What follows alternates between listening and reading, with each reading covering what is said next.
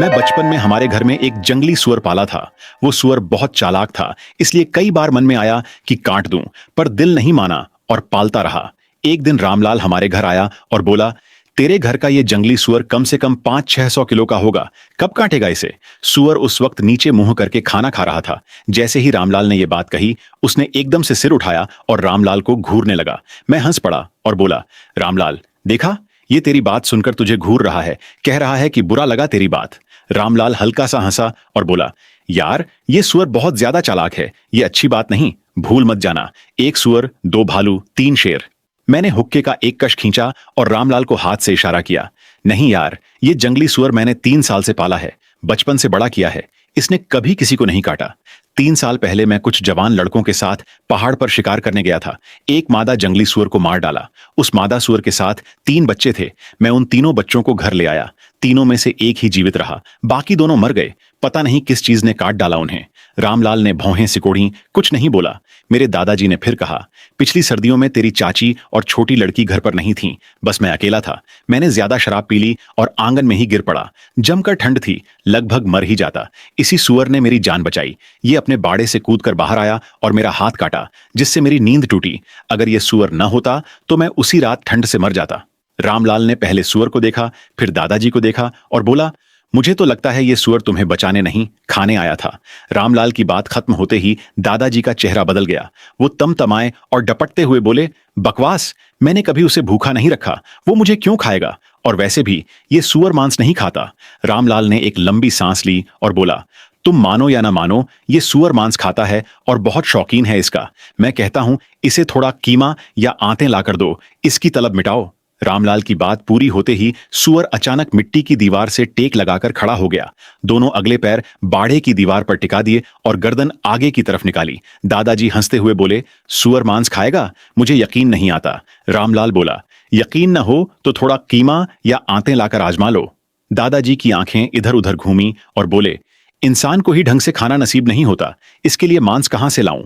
हमारे घर साल में 2-3 बार ही मांस बनता है, बाकी तो बस आलू और मूली खाते हैं। फिर बोले, मेरी राय मानो तो जंगली सुअर को काट दो, पैसे भी मिलेंगे और मांस भी खाने को। दादाजी ने हुक्के के 2 कश खींचे और चुप रहे।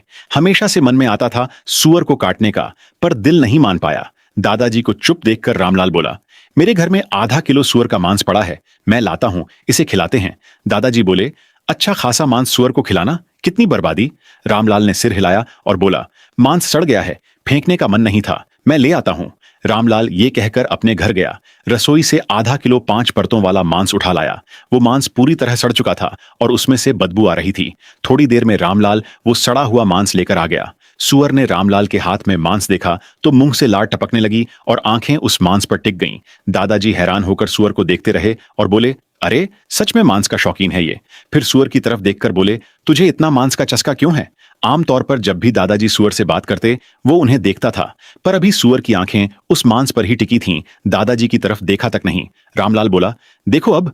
रामलाल ने आधा किलो मांस बाड़े के अंदर फेंका। सुअर झपट कर आया और कुछ ही पलों में आधा किलो मांस साफ कर दिया। निगला तक नहीं, सीधे हलक में उतार गया। सुअर का मांस खाने का तरीका इतना खूंखार था कि मुझे थोड़ा डर लगा। रामलाल बोला, देखा, ये मांस का शौकीन है। दादाजी ने हुक्के के 2 कश खींचे और बोले, मांस का शौकीन है तो भी पैसे कहां हैं इसके लिए? इंसान को ही मांस नसीब नहीं होता।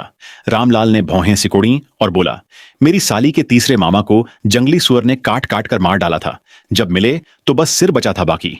मैंने सुना है कि जंगली सुअर एक बार इंसान का खून चख ले तो उसे जरूर मारना पड़ता है, वरना वो फिर इंसान पर हमला करता है। दादाजी हंसे और बोले, मेरे इस सुअर ने कभी इंसान का मांस नहीं चखा। रामलाल बोला, मैं कहता हूं, इसे जल्दी काट दो या बेच दो, जो पैसे मिलें उससे कुछ और सुअर पाल लो। मेरे घर पर कुछ काम है, मैं चलता हूं। दादाजी ने सिर हिलाया और बोले, ठीक है। रामलाल के जाने के बाद दादाजी सुअर की तरफ देखकर खींचते हुए बोले, सुअर का मांस क्या खाक खाना है, देख कैसे ललचा रहा था। सुअर नीचे मुंह करके सूंघता रहा, जैसे अभी भी मांस ढूंढ रहा हो। दादाजी बोलते ही दादी रसोई से बाहर आ गई और बोली, रामलाल सही कह रहा है, इस सुअर को कब का काट देना चाहिए था। दादाजी कुछ नहीं बोले, वो बस उस बाड़े में बंद सुअर को देखते रहे। पता नहीं क्या सोच रहे थे। अचानक उन्होंने बाड़े का दरवाजा खोला और सुअर को बाहर निकाल दिया। दादी चौंक कर बोली, सुअर को बाहर क्यों निकाला? दादाजी बोले, लगता है अभी भरपेट नहीं हुआ, पहाड़ पर जाकर थोड़ा और खा लेगा। फिर दादाजी ने मेरी तरफ देखा और बोले, छोटू, पहाड़ पर चलेगा चिड़ियों के अंडे ढूंढने? मैं खुशी से उछल पड़ा। हाँ हाँ, मैं चलूंगा। दादाजी मुस्कुराए। उन्होंने हुक्के के दो और कश खींचे और पीढ़ा उठा लिया। मैं वो छोटी पीढ़ा हाथ में लेकर दादाजी के पीछे पीछे चलने लगा। सूअर को चराना मेहनत का काम है। जब सूअर खाता है तो पीढ़े पर बैठकर आराम कर सकते हैं। सूअर बहुत धीरे धीरे चलता था, लड़खड़ाते कदमों से। पर हमारा घर पहाड़ की तलहटी के पास ही था, इसलिए थोड़ी देर में ही हम पहाड़ के नीचे पहुंच गए। सूअर रुक गया और जमीन पर उगी जंगली घास खाने लगा। दादाजी ने मेरे हाथ से पीढ़ा लिया और बैठ गए। मैं पास के एक टेढ़े पेड़ पर चढ़ गया, चिड़ियों का घोंसला ढूंढने। तभी दादाजी ने मुझे आवाज लगाई। छोटू, मैंने कहा। हाँ दादाजी, मैं थोड़ा पेशाब करने जाता हूं, तू सूअर पर नजर रख। मैंने सिर हिलाया। ठीक है। दादाजी ये कहकर जंगल की तरफ चले गए। लग रहा था जल्दी थी उन्हें। पेड़ पर मुझे कोई घोंसला नहीं मिला। मैं उतरने ही वाला था कि देखा सूअर पेड़ के नीचे खड़ा है और मुझे देख रहा है। मुंह से लार टपक रही थी और वो हूंफ हूंफ की आवाज निकाल रहा था। बीच बीच में सिर भी हिला रहा था, जैसे इशारा कर रहा हो कि नीचे उतर। सूअर का स्वभाव बहुत अच्छा था। उसने कभी किसी को नहीं काटा था, पर पता नहीं क्यों उसे लार टपकाते देख मुझे डर लगने लगा। जब मैं नहीं उतरा तो सूअर अचानक कुछ कदम पीछे हटा। मैं सोच में पड़ा ही था कि वो अचानक पूरी रफ्तार से पेड़ की तरफ दौड़ा और धड़ाम से टक्कर मारी।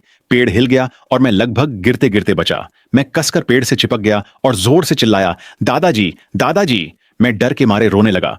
वो सूअर तिरछी नजर से मुझे देखने लगा और मुस्कुरा रहा था। मैं चीखता रहा, दादाजी, सूअर मुझे खाने वाला है। ये सुनते ही दादाजी जंगल से भागते हुए निकले। उन्होंने अपनी हुक्के की नली से सूअर के सिर पर दे मारी। सूअर ने एक आवाज निकाली और 2 कदम पीछे हट गया। दादाजी बोले, हरामी जानवर, मेरा पोता है, इसे भी नहीं छोड़ा। सूअर दादाजी को देखकर और पीछे हट गया। मुंह से हुंफ हुंफ की आवाज निकालने लगा, जैसे दादाजी से कुछ कह रहा हो। दादाजी ने सूअर को घूरा और बोले, चुप रह कमबख्त, अगली बार ऐसी हरकत की तो जीती जान खाल उतार लूंगा। सूअर वहीं खड़ा दादाजी को कुछ पल देखता रहा, पता नहीं क्या सोचता रहा। फिर कुछ पलों बाद उसने सिर झुका लिया और जमीन पर उगी घास खाने लगा। दादाजी ने ऊपर देखा और बोले, छोटू, डर मत, नीचे आजा। मेरी टांगें अभी भी कांप रही थीं। दादाजी, मैं नहीं उतर सकता, टांगें कांप रही हैं। दादाजी हंसे। वो पेड़ पर चढ़े और मुझे अपनी गोद में उठाकर नीचे ले आए। मैं बहुत डरा हुआ था। दादाजी का कुर्ता कसकर पकड़ लिया और बोला, दादाजी, अभी जब आप नहीं थे तो सूअर ने पेड़ को टक्कर मारी और जब मैं डर गया तो वो मुझ पर हंस रहा था। दादाजी ने आंसू पोंछे और बोले, छोटू, डर मत, सूअर तेरे साथ मजाक कर रहा था। और सुन, ये बात दादी को मत बताना। मैंने पूछा, क्यों नहीं बताना? सूअर ने मुझे खाने की कोशिश की। तभी दूर से शहनाई की आवाज आई। हमारे गांव में शहनाई तभी बजाई जाती थी जब कोई मर जाए और उसे दफनाया जाए। दादाजी ने भौहें सिकोड़ी और बोले, किसके घर में मौत हो गई? दादाजी ये बोले ही थे कि सूअर धीरे धीरे दादाजी के पैरों के पास आ गया। उसने सिर उठाकर दादाजी को देखा और हुंफ हुंफ की आवाज निकालने लगा। दादाजी सूअर को देखते हुए बोले, तुझे पता है? सूअर ने सिर झुका लिया और जंगल की तरफ चलने लगा, धीरे धीरे, लड़खड़ाते कदमों से। बीच बीच में रुककर पीछे मुड़कर देखता भी था, जैसे कह रहा हो, आओ, मेरे पीछे आओ। सूअर जिस रास्ते से जा रहा था वो बहुत कठिन था। जंगल के बीच से ऊंची नीची ढलान पर फिसलने का डर था। मैंने कसकर दादाजी का कुर्ता पकड़ा और बोला, दादाजी, मुझे घर जाना है। दादाजी बोले, बस थोड़ी देर, फिर चलते हैं। कुछ देर बाद सूअर अचानक रुक गया। आगे देखा तो 3-4 आदमी जमीन खोद रहे थे। उनमें रामलाल भी था, बाकी सब हमारे गांव के ही थे। दादाजी ने पूछा, क्या हुआ, किसकी कब्र खोद रहे हो? खुदाई रोककर रामलाल बोला, बंसी मर गया, अचानक मौत, जल्दी दफनाना होगा। हमारे गांव की परंपरा के मुताबिक जो अचानक मरे उसे सूरज ढलने से पहले दफना देना चाहिए, और दफनाते वक्त परिजन पास नहीं हो सकते। कहते हैं ऐसी मौत में मरा हुआ इंसान जाना नहीं चाहता। दादाजी कुछ पल रुके, फिर बोले, मैं भी हाथ बंटाता हूं। रामलाल ने दादाजी को एक फावड़ा दिया और बोला, पहले सूअर को यहां से हटाओ। मुर्दे के दफनाने के वक्त सूअर को नहीं देखना चाहिए, वरना वो कब्र खोद देगा। दादाजी बोले, ये कब्र 2-3 मीटर गहरी होगी और ऊपर 2-3 मीटर मिट्टी होगी। इसे खोदना तो दूर, थक जाए तो भी नहीं खोद पाएगा। और वैसे भी मैंने इसे 3 साल से पाला है, हमेशा मेरी नजर के सामने रहा है। कुछ नहीं होगा, तुम निश्चिंत रहो। रामलाल ने भौहें सिकोड़ी और बोला, तो ठीक है, पर इस पर नजर रखना, कब्र खोदने की हरकत न करे। दादाजी ने बार बार सिर हिलाया और बोले, बेफिक्र रहो।